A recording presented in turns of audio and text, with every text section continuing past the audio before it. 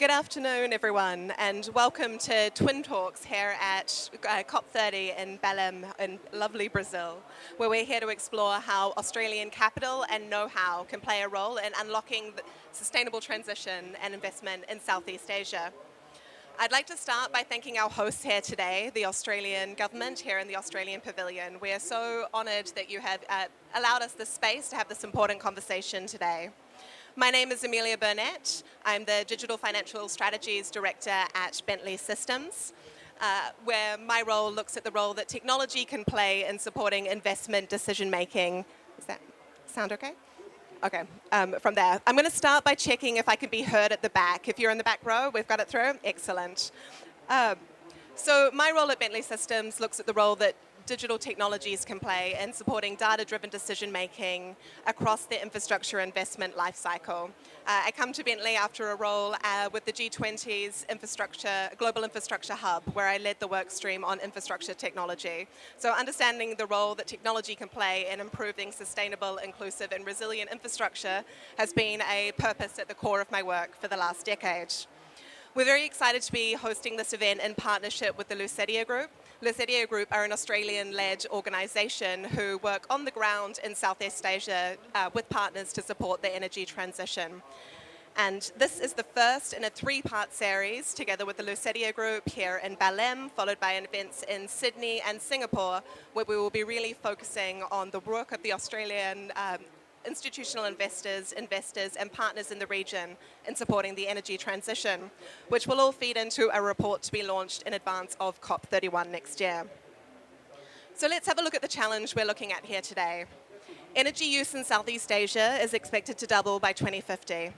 This requires an estimated 454 gigawatts in new energy generation capability, with 60% of that being in renewables. There's a cost of about 640 billion Australian dollars in hydro, solar and wind projects expected to be required for that in the lead up to 2030. And at the same time, there we go, and at the same time, the region is in face of increasing extreme weather events. So when we're looking at these projects, we need to also consider the resilience of them in the face of this changing climate to make sure that the projects are resilient as designed, but also that we maintain the resilience of our existing grid. So Bentley Systems is an infrastructure technology company. We have 5,500 employees in over 190 countries around the world. We work across all infrastructure sectors and we work across the infrastructure lifecycle. That means every day we see the benefits of digital technologies being applied to infrastructure. From an energy perspective, that's seeing grid optimization.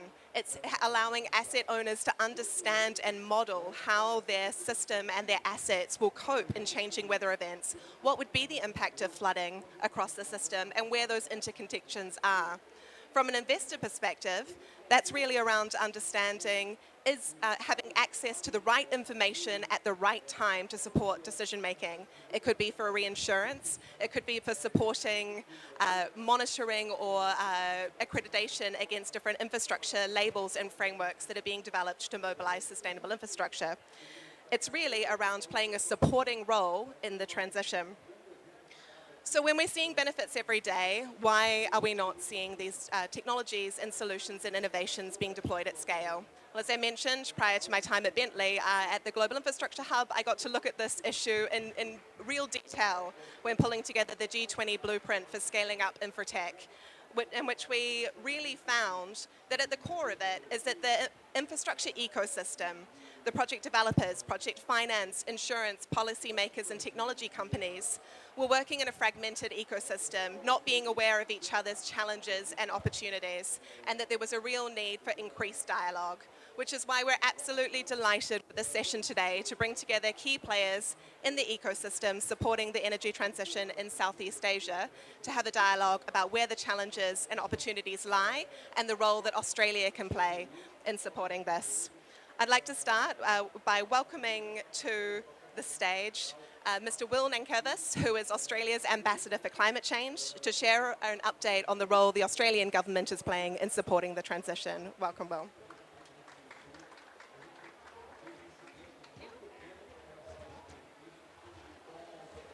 Well, thanks Amelia, and great great to see the private sector getting, really interested and excited about infrastructure and energy transition in Southeast Asia. So really great to be here. Bunch of friends in the audience, so nice of you to come along. And as Amelia said, I'll talk a little bit about how Australian capital is being deployed to support clean energy investments across Southeast Asia, and how the Australian government is really leaning in with new tools in support of that. I should also check, can you hear me okay? Yeah, great. So the clean energy transition is a really vital focus of the Australian government's engagement in Southeast Asia, our diplomatic engagement, our economic engagement, and of course our development assistance as well. It's a key focus of Invested, Australia's Southeast Asia economic strategy to 2040, and also our international development policy. Mobilising the capital that's needed to support Southeast Asia's green energy transition and close the region's infrastructure gap, it's an ongoing challenge. But it's hard not to be optimistic when we see the huge opportunity on Australia's doorstep. Southeast Asia is youthful, it's dynamic, home to some of the fastest growing economies in the world. Middle class of almost 200 million people. And as a region, it's projected to be the world's fourth largest economy by 2040. The region at the moment is only attracting around 2% of global clean energy investment, but it accounts for 6% of global GDP, 5% of global energy demand, and 9% of the world's population. Current levels of investment will need a five-fold increase, with $190 billion needed by 2035 to enable the region to achieve its energy and climate goals. And Amelia mentioned this, but Southeast Asia faces the additional challenge of rising energy demand, with energy use expected to double by 2050. For Australian and regional investors, low emissions and sustainable technology needs will drive real opportunities in renewable energy, electric mobility, energy efficiency, waste management, and climate-smart agriculture. We in Australia, we really do have the expertise and the technology to work with the region on its transition needs. And we want to increase our share of outward investment to unlock the economic opportunities Southeast Asia presents and deliver long-term benefits for the region. So that's why Invested, Australia's Southeast Asia economic strategy to 2040, is so important. And I'll talk you through some of the new tools under Invested that are really working towards this problem, or this challenge, or this opportunity. So the first thing to mention is deal teams. So this is a new program. The deal teams have been in place for a couple of years now. For the first time, our export finance organisation, EFA, has deployed its personnel to the region. First time they've deployed internationally anywhere. But it's a really powerful model where Export Finance Australia is working with the Department of Foreign Affairs and Trade and our Australian Trade Commission, the three agencies bringing their different perspectives and strengths together to match up deals in Southeast Asia with investors in Australia. The second new tool in the arsenal under our new economic strategy is investment missions. So since the launch of Invested, government organised trade and investment missions, they've gone to 10 countries, total of 19 missions, bringing more than 450 business people.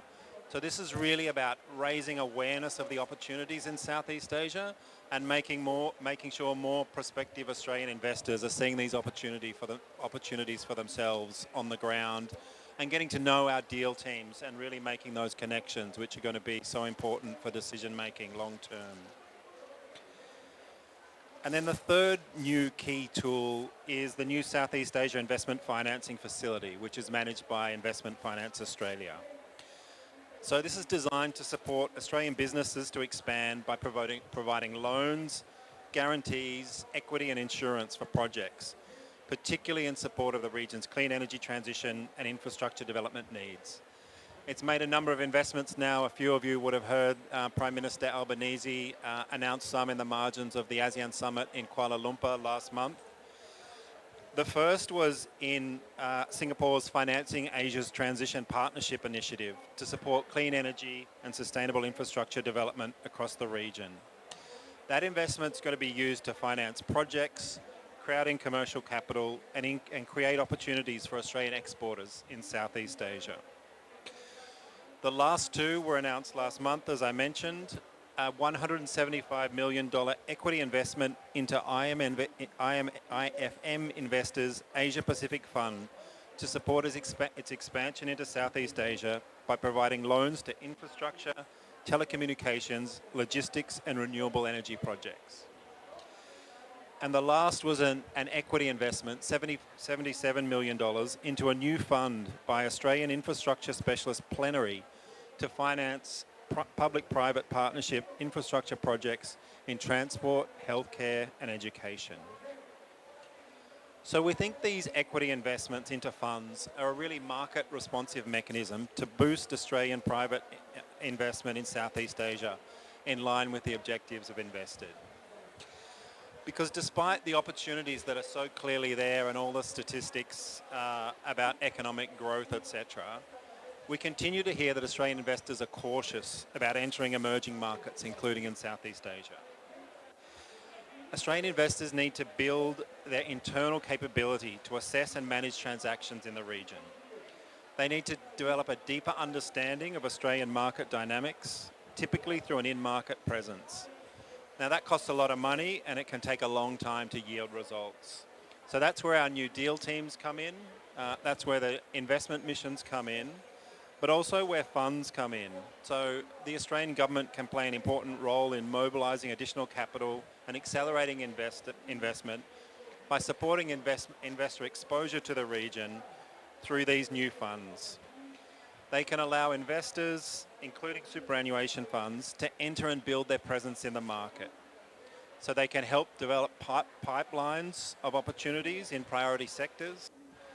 They can leverage some pretty deep experience of fund managers who are already very active in the region.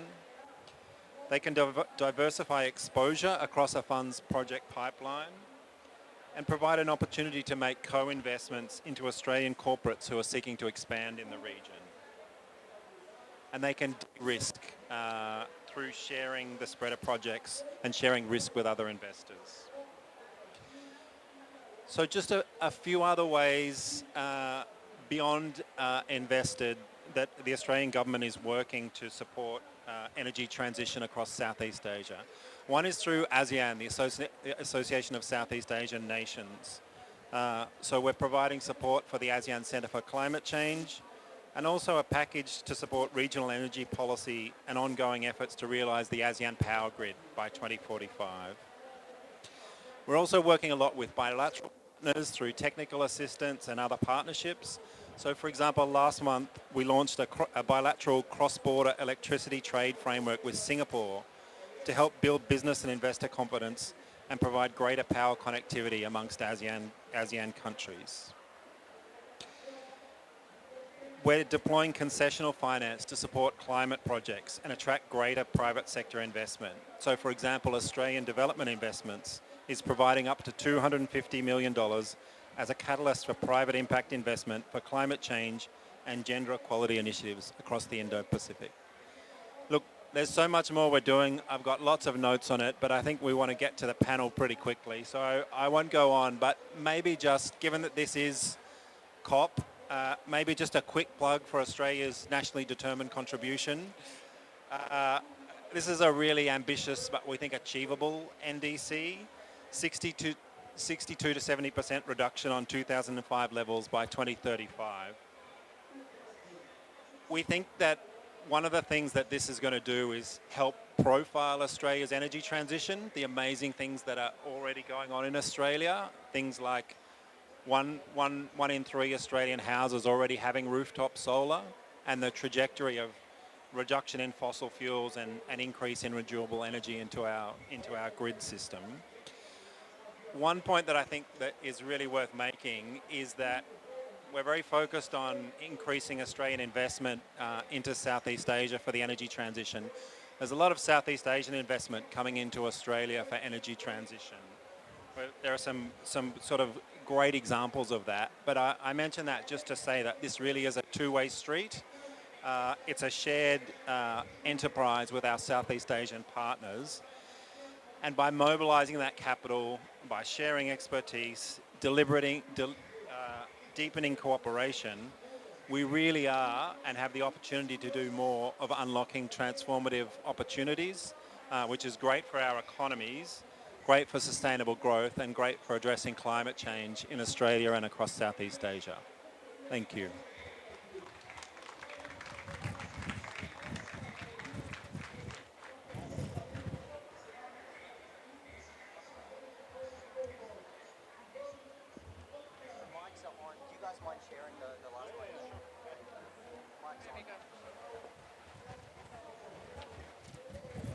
Hey, can everybody hear me? All right, we're going to try and speak loud on the panel because I know we're competing with, it sounds like a DJ or a very microphone presenter over there.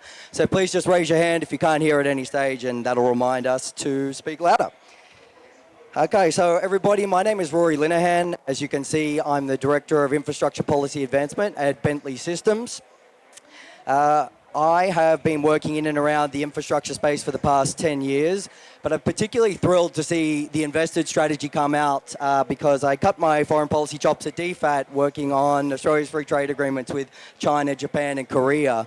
If you have a look at some of Australia's FTA networks, it's some of the most comprehensive across the world. Singapore, Australia are really leading the way. But despite those comprehensive FTAs, as we heard from the ambassador, Australia's investment in the region is a little underweight. It's underweight when you compare to some of the other countries, similar-sized countries like Canada, for example, that are more geographically removed from the region, but invest more in the region, particularly in infrastructure. And given Australia's sizable capital pools, institutional investment in Australia accounts for, I think, maybe $4 trillion in Australia in assets under management. There's really an opportunity for that capital to be deployed and the technology that comes with some of that capital to help with the energy transition, both domestically and abroad. We know outside of Australia's capital pools, there are really large capital pools globally. So the UN estimates that we have about 450 trillion in private wealth globally at the moment. There was a McKinsey report that came out a couple of weeks ago and estimated that we only need $104 trillion by 2040 to realize the infrastructure investment that we need, including in new areas like data centers. So the capital exists. The question is how we can mobilize it. And we've been talking about this for a little while, so it's phenomenal to have this group of experts on the panel here to dive in a little bit deeper. Just wanted to touch also on the urgency of this. Beck, I see you've got a 1.5 degrees pin. That's obviously the ambition that we have under the Paris Agreement. Unfortunately, we're not on track to meet that 1.5 degrees, but collectively, we can take action that can limit us to 2 degrees. We know that infrastructure has an outsized role to play when it comes to the energy transition and clean energy transition more broadly. Infrastructure accounts for roughly 80% of global greenhouse gas emissions. So if we can get this right for infrastructure, if we can get this right for the energy transition, we have a real shot at meeting that 2 degrees goal. Southeast Asia, obviously we've heard it from Amelia and the ambassador, it's one of the world's fastest growing regions. On top of the doubling of, or the tripling of energy capacity, we're seeing new things like AI and data centers that are increasing the energy demand and need even further. So the urgency is going to continue to become more acute. But then moving into technology, it's more than just capital. And one of the things I was really pleased to see with investment is that focus on technology. Australia has a lot of terrific technology, both domestically and that it's supplying abroad to help with the energy transition. As we heard from Amelia, Infratech can and must play a role in de-risking the investments necessary to meet the needs from these needs. So when we're talking about technology, we're talking in things like digital platforms, transmission, generation, and whole of asset lifecycle solutions. So we're not just talking about the financial close of a deal. Any given piece of infrastructure can last between 80 and 100 years. If we can optimize the function of whatever that infrastructure is, we have the opportunity to save a lot of carbon emissions, but also save a lot of money. Before I pass to my incredible speakers on stage, and truly incredible in their own field, so I really encourage you to lean in and listen deep, but I also encourage you to share your expertise with us. We want this to be a two-way dialogue. We've left time at the end of this discussion for your insights, your feedback, your questions. We don't want this just to be a discussion today. We're going to be taking this forward, and we want to be applying this on projects, on policy, on regulation. But now I'll pass to my speakers to introduce themselves. Beck.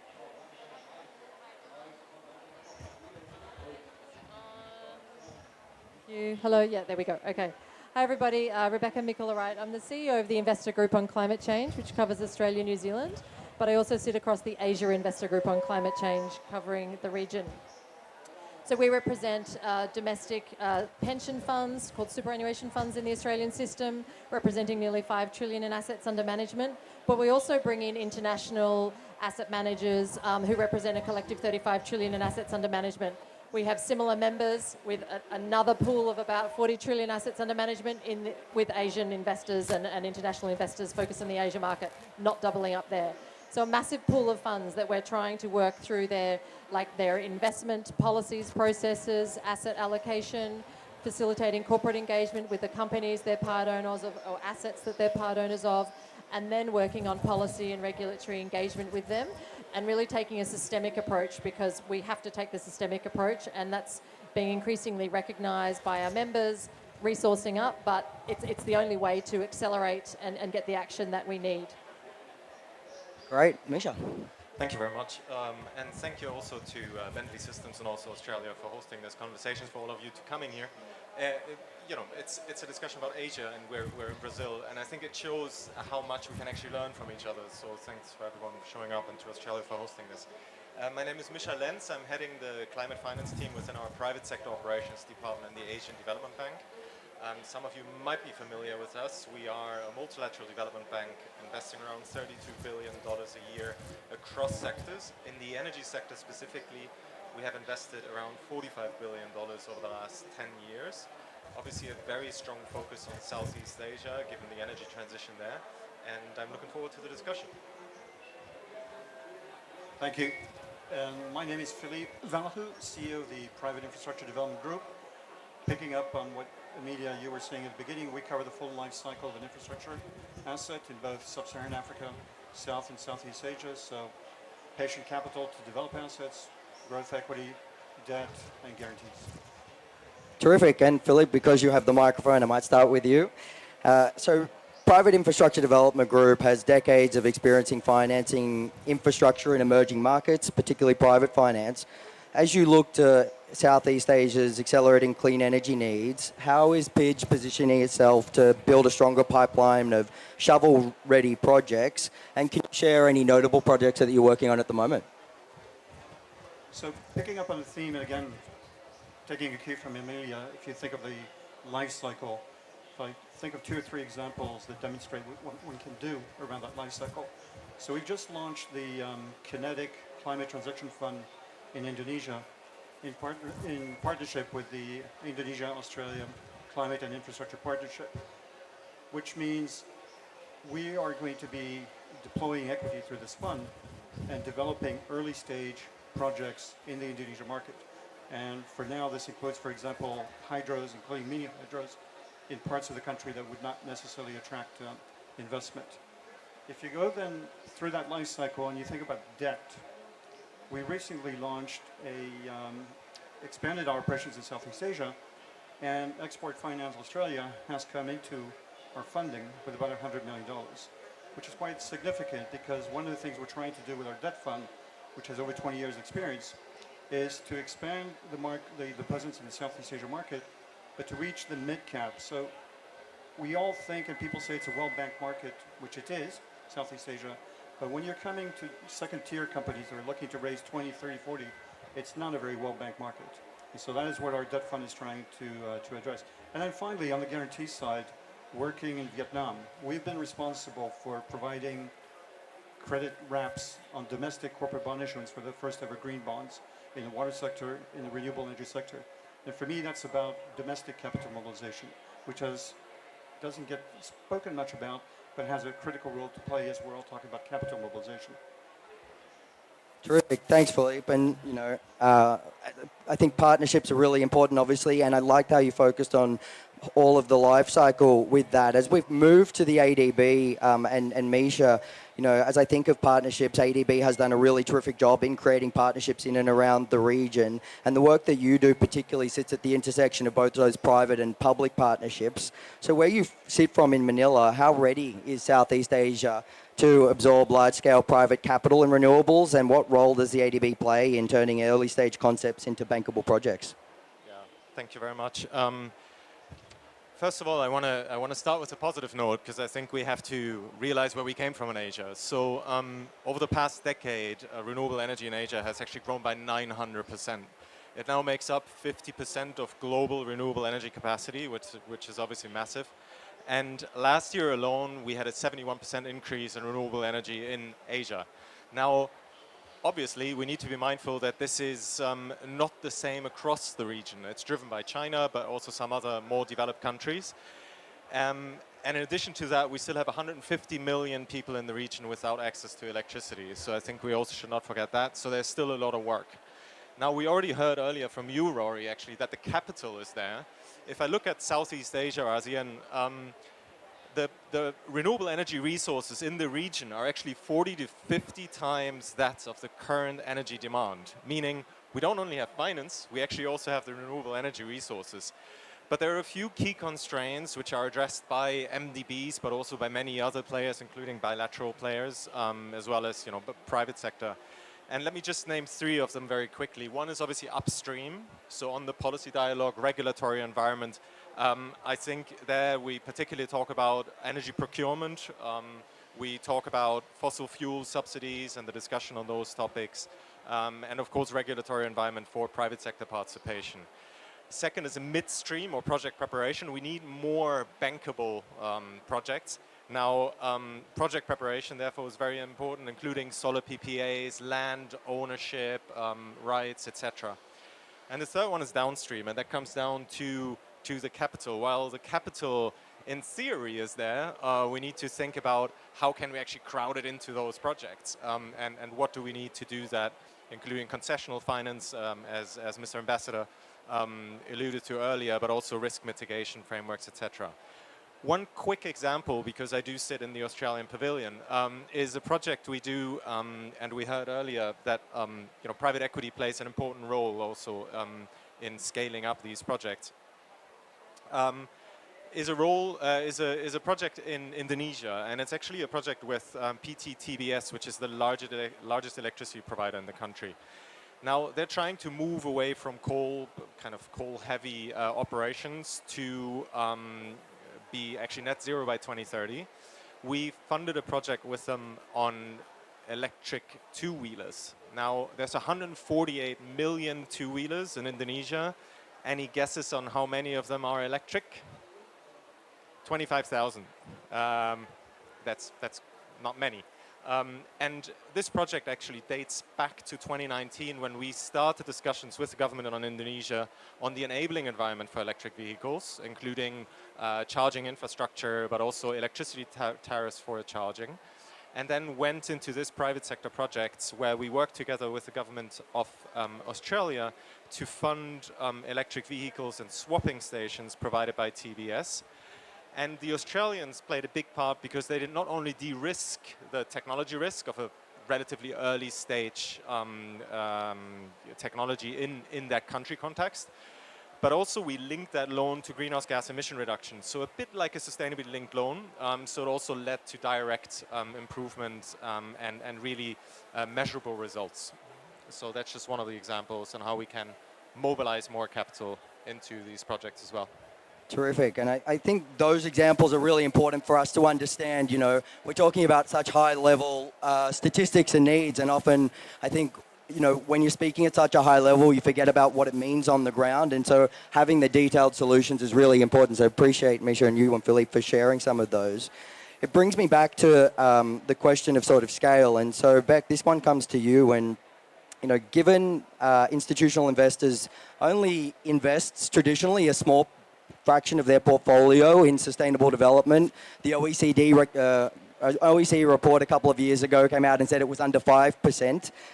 So, from your vantage point, both at IGCC and AIGCC, what are the most significant blockers for that institutional capital, particularly to go into the Southeast Asian energy transition?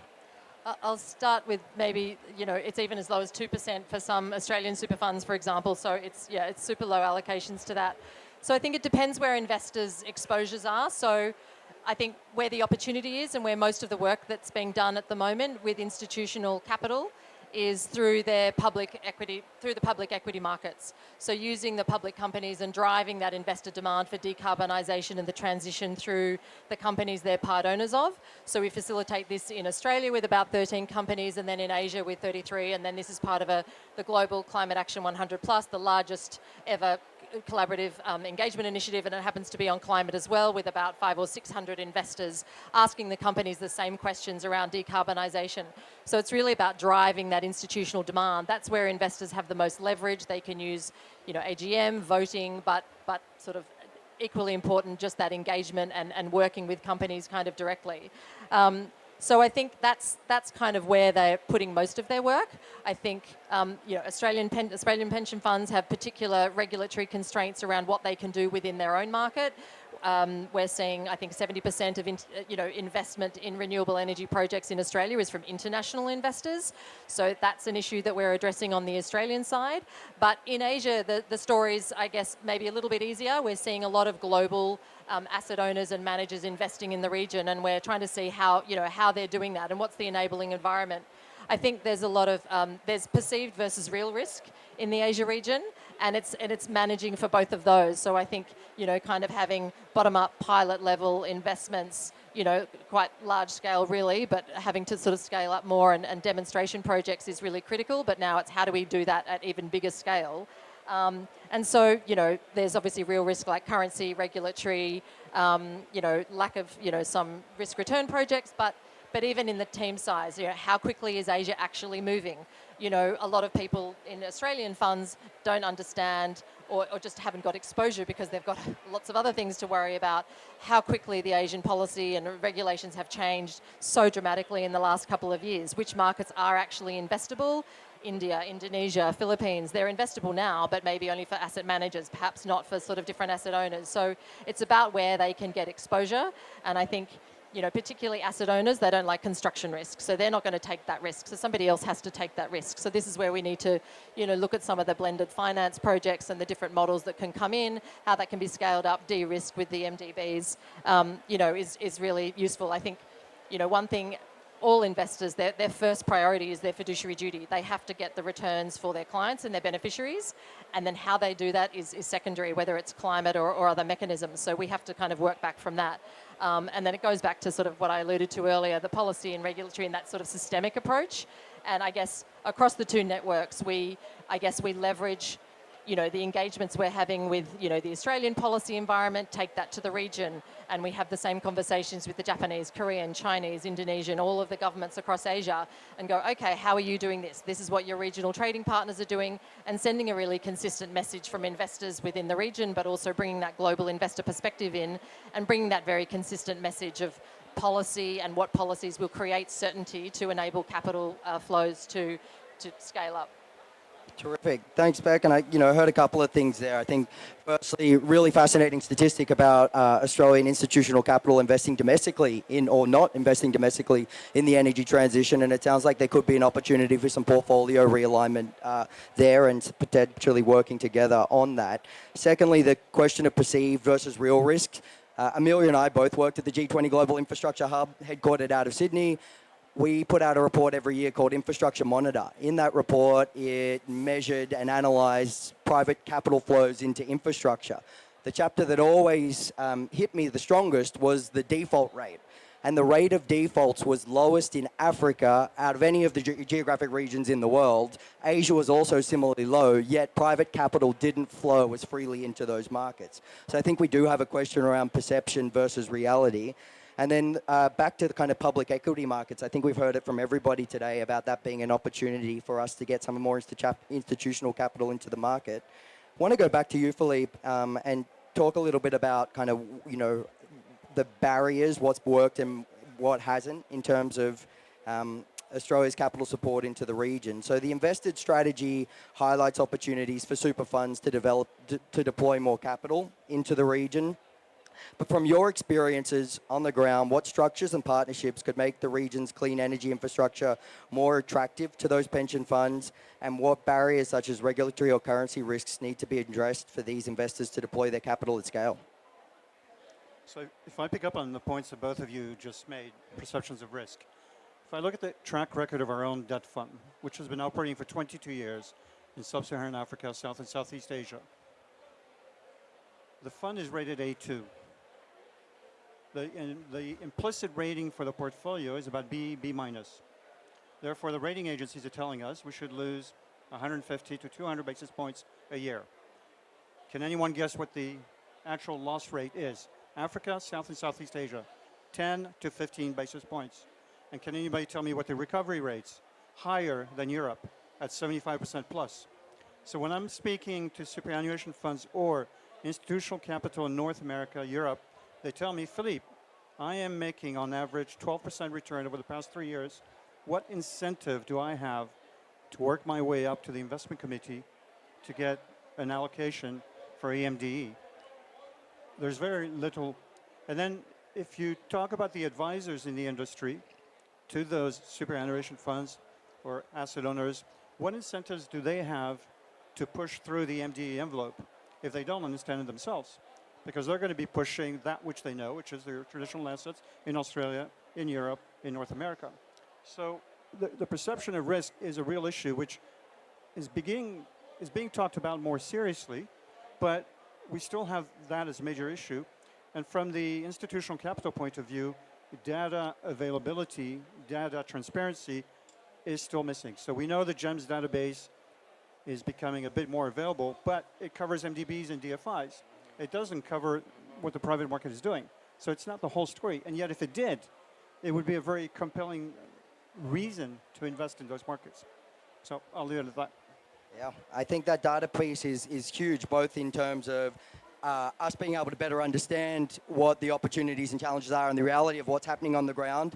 I'll flag that, we have a World Health Organization, we have an International Energy Association, but we don't have an international body for infrastructure. There is no body collecting that data for infrastructure at a global level. Yes, the MDBs do some good work there, but there are some gaps missing. And then the question of perception and reality kind of keeps coming up. But going back to the MDBs, Misha, I'm going to pick on you here. And before I do, we have about 15 minutes left, so we'll go through this round of questions and then open it up to the audience. So please, again, encourage you to share your insights and questions. But Misha, you want to get a little bit further down into the weed in terms of instruments. So blended finance instruments and risk-sharing mechanisms have proven critical to mobilizing private capital. Which specific tools have you found most effective at the ADB in crowding in institutional investors? And how can Australia plug in and support those efforts? And maybe can you give an example of a project where these tools have been applied effectively for private capital mobilization? Yeah, thank you very much. Maybe first of all, generally on the blended finance market. Blended finance market, this is convergence numbers, so blame them if they're incorrect, was $18 billion last year with a 4 times leverage, meaning, even if it's 80 billion, it's not much compared to the 1.3 trillion that everybody talks around here. So it's not going to solve the issue, but it is definitely very important, in particular to make new technologies, projects in new countries' regulatory environments bankable. Now, the positive side is that last year was the first year where the private sector was more invested in concessional finance than MDBs. So they overtook us. Last year, 1.6 billion of investments in concessional finance came from the private sector. That compares to 2 million, not billion, 2 million in 2022. So massive increase. And you might have seen here The big equity funds like BlackRock and so on, or funds generally, are here, and they're investing massively in the energy transition, including in concessional finance. Now, there's a few issues with concessional finance I think that we need to tackle. One is scale, so we need scale up these projects. We do that through financial institutions and working through funds because they have the ability to scale up these projects. The second one is speed, in particular MDBs like ourselves, but also some of the bilaterals. We need to be quicker. We do that through programmatic approaches. We just approved 150 million for the Pacific in concessional finance, which we can fast track internally. So our approval process goes down to like 2.5 months, and that's a significant improvement. And the third one is the lack of ODA generally and concessional finance, and we can solve that through using guarantees which are recyclable. So it's not just a plain vanilla low yield kind of loan with longer tenor. It's basically just a guarantee that is being brought in and it's repayable. Now, one project example, I actually have two, but anyways, I'll just choose one of them. That is not directly related to renewable energy, but to the general, kind of shift and shift towards cleaner energy, in particular related to carbon credits. Now, we are invested in a fund called TAF, Tropical Asia Forest Fund. It's actually an Australian GP managing that fund, and we're co-invested with the Australian government on that fund. That fund invests in sustainable forestry projects across the region, in particular in Southeast Asia, and then uses and produces carbon credits which are sold to the market. Now, Australia and the blended finance part of that played a big role in obviously taking away that risk of back-ended kind of typical forestry revenue streams and cash flows, but it also freed up budget for environmental and community engagement of the Tropical Asia Fund. So that's a good example, and there's other examples, including in Laos, where we use the de-risking mechanism to kind of mitigate the risk of curtailment. It's a cross-border project, exporting energy to Vietnam. There's a big transmission constraint in Vietnam, big curtailment risk, and we basically brought down that transmission risk and curtailment risk through a concessional financing tranche. Terrific. Thanks, Misha. I heard a couple of things there. I think one thing you raised in terms of the lack of ODA, that's an environment that we're entering in. We're seeing ODA levels drop from countries like the United States, United Kingdom, and others that have traditionally been, really the highest levels of ODA. We're entering an environment where we do need the private sector and private capital to step up more. And it's really heartening, on the other hand, to see that private sector was more invested in concessional finance than MDBs last year. I think that's a really positive step forward. And as we're thinking about this, it's important to frame, I think, what we do in terms of what's not working, but the successes that we've had as well. And I see that as a great success. Speaking of the private sector, Misha, you mentioned speed. And, going back to you, Rebecca, I think maybe thinking about institutional investors and private capital, maybe that's one thing, that we can get right there. But just drawing on your work with asset owners there, love to hear from you about what lessons from private capital mobilization efforts in Southeast Asia for renewables stand out, what's worked, what hasn't worked, and what mistakes should Australia's pension funds avoid repeating? I think we create forums for asset owners globally. So in Asia, we've got a newly established asset owner working group, and that includes sovereigns within the region, and there's a separate sovereign working group within that sort of as well. So we do that in Australia, and our counterparts around the world do that as well. So I guess what we do is we create kind of a safe space for asset owners to talk about their particular challenges and the opportunities. And this is where it's really important to bring in groups like ADB and PIDGE and so on, and connect them with the groups of investors and understand their challenges and their barriers and what the real or perceived risks are. So this year, for example, we did 2 masterclasses across July and August for Australian pension funds, saying, okay, here's the COP processes, top-down COP processes. This is what the COPs are trying to achieve in terms of private sector capital mobilisation. How does this work with your bottom asset class allocation? Where are those barriers and gaps to really try and bridge that capacity knowledge gap to address some of those sort of perceived risks? So it's really having conversations, bringing in good case studies. So like the Canadian, some of the Canadian funds are the biggest investors in infrastructure investment in Australia, in Asia. And so we look at, we sort of create conversations that allow them to share what are their risk return profiles, how have they invested in India, how does that working, what are the vehicles they're investing in, what's the risk return profile, and sharing those case studies is really important. And so it's bringing that to a group of investors. And so that's sort of one of the things we do. But I think also driving demand through the policy environment. So we're doing works on grids across the region in Australia, in Japan, particularly the ASEAN grid, going, okay, how do we drive, if investors are struggling to get access to direct infrastructure projects for their different internal policy or regulatory constraints or something, how do we drive demand for maximising renewable energies across grids? Okay, how do we look at the grids? Grids is something investors can look at. Again, bringing good case studies, the UK grid, advanced grids, how they're working through that, how they're bringing in private sector capital, because grids is a key bottleneck across the Asia region. So there's sort of the policy levers and then the direct investors together, and just having a number of different conversations, and then making new connections and, bringing these groups together. Yeah, I think that piece about creating a forum for that policy share, and you want to add? Oh, just very quickly, because also the ambassador mentioned the ASEAN power grid. Yeah. I mean, we cannot end this conversation and go to Q&A before at least mentioning APG. And you mentioned it, it's a big topic. I actually just came from, and we're also talking about technology. So I think it goes hand in hand. Now, the ASEAN power grid, for those of you not aware, it's a large infrastructure project, $16 billion total investment. The Southeast Asian power grid actually needs $100 billion of investment by 2045, so it's just part of it, the interconnection. And it's 18 interconnection points, bringing interconnection from current 7 megawatt to about 18 gigawatt, sorry. So it's a large project which now I think gained a lot of traction because of the lack of absorption and capacity issues in the grid network. And one thing I wanted to mention quickly, I just had a discussion with someone from Siemens, and he told me with regards to technology that the use of digital twins to model these kind of grids and basically have the demand and the supply side talk to each other through digital twins helped in one case that he mentioned bring up the energy efficiency of that particular grid by 20%.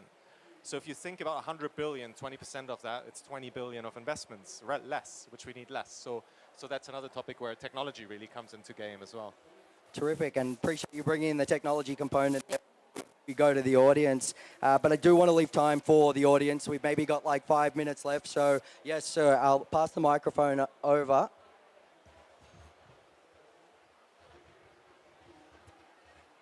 Hi, my name is Harry from University of Adelaide. My question is for Misha from ADB. So I think you mentioned about projects in Indonesia, and I think recently Indonesia also just announced two, I guess, the kangaroo bonds. So the one that's denominated in Australian dollars, and the Patriot bonds. So the Patriot bonds is actually kind of like forcing the Indonesian tycoons to buy very significantly low yield rate, like 2%, below the market rate of just 6% in Indonesia. So are these kind of bonds from governments are actually having good perception from the institutional investors? So yeah, this kind of like force mechanism from the government to actually and the Indonesian government actually announced that the objective of this is actually for the energy transition. Is it good signal for the institutional investors, or is actually a backfire? Thank you. I mean, it's probably more a question for you because it relates to institutional investors, but let me add my 5 cents on that. I don't know enough of these two bonds which you mentioned, but I think generally, I mean, bonds obviously should be reflective of a risk return, like any instrument in the financial market. I'm not sure it's the right signal to issue a bond which is way below market rate, if that's the case. On the other hand, obviously, if it's used as a concessional instrument to foster and mobilize and catalyze additional private sector financing, it could be quite a good instrument and actually to be used. So I think I don't know enough about the detail, but I think it could be either way. So, but yeah, maybe. I guess I would just say, not on the specific details of those, but I would say in general, yes, they send a good signal. Again, it's about investors look at, obviously, the right the return that they're going to get from that, but use of proceeds is really important. So we've just seen the Tokyo Metropolitan Government issue the world's first resilience bond, aligned with the climate bonds taxonomy. I would definitely go and have a look at the Climate Bonds Initiative website. They've got all the bonds that have been issued globally. That was 7 times oversubscribed. The Japanese government has been issuing some sort of transition bonds, so they've issued, I think, 1 or tried to issue 2 of those so far. So I think in general, bonds are a good way to sort of package it up, and they're generally sort of climate bonds, and these types of bonds are generally oversubscribed. But it comes down to in which market, what are the policy signals, what's the level of certainty that investors have. So even if a bond looks attractive and use of proceeds, it comes down to the tenor. Is it 5-year? What are the policy signals associated with that time frame versus a 10-year time frame? So it comes back to, it won't be attractive if the overarching policy signals don't match up to the tenor of that bond, and then the use of proceeds as well. So it has to, everything sort of has to add up. But generally, we're seeing these, some of these climate bonds when they're, developed on the back of taxonomies. China's another good one. You've got some green bond funds launched off the back of the Common Ground taxonomy, because it's grounded in those definitions that taxonomy sort of builds in. So there's a lot of great examples out there. So it's about bringing that type of, those learnings into, new bonds that might be issued.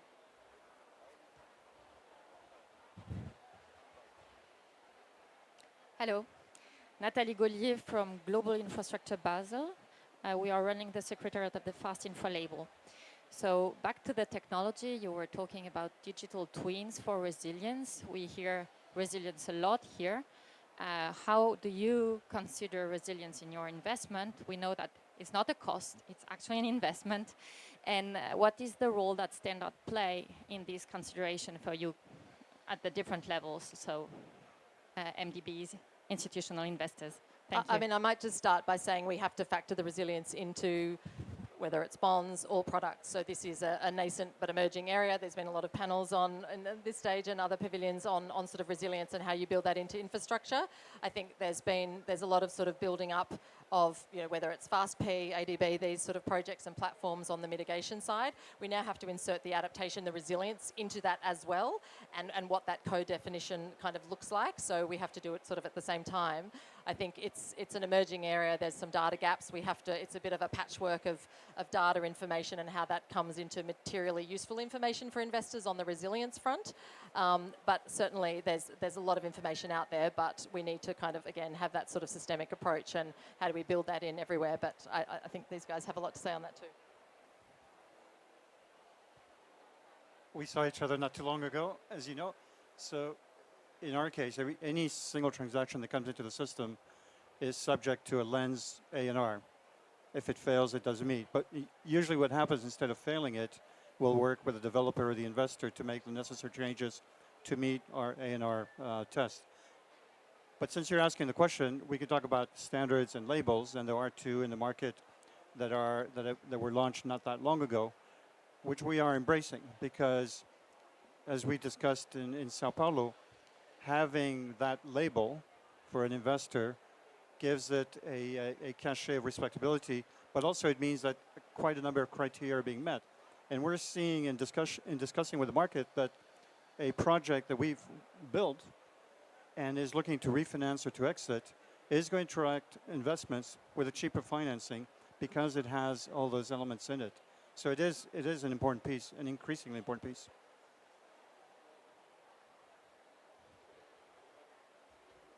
I mean, I'm happy to also say something about. I think generally the adaptation discussion, mitigation, adaptation, oftentimes it's already connected, right? Because every single renewable energy project we do has resilience measures baked in, which I would call incremental resilience, right? Because obviously asset owners know that they need to protect their assets, right? It's not new to them. But what I think we should shift towards is more a systemic adaptation. And I was just mentioning one example, which is the forestry fund. But I think also working with financial institutions is very important, because lots of these resilience and adaptation measures need to take place at SME, MSME level. And in order to do that and work with financial institutions, we need to make sure these financial institutions have climate governance, risk management, strategy and disclosure in place, and labels like yourselves and others to make sure that we understand what do we actually mean by adaptation, how do we measure it, how do we monitor it down the line. Thank you. And we might wrap it up there. If you have any further questions, I encourage you to come up after this panel. Just want to say a huge thank you to the Australian government for facilitating this conversation, for this strategy, for our incredible speakers. It really does. It's going to take a huge effort, all of us collectively working together, sharing our knowledge, learning from each other and applying that on the ground. So huge thank you. And please give the speakers a round of applause.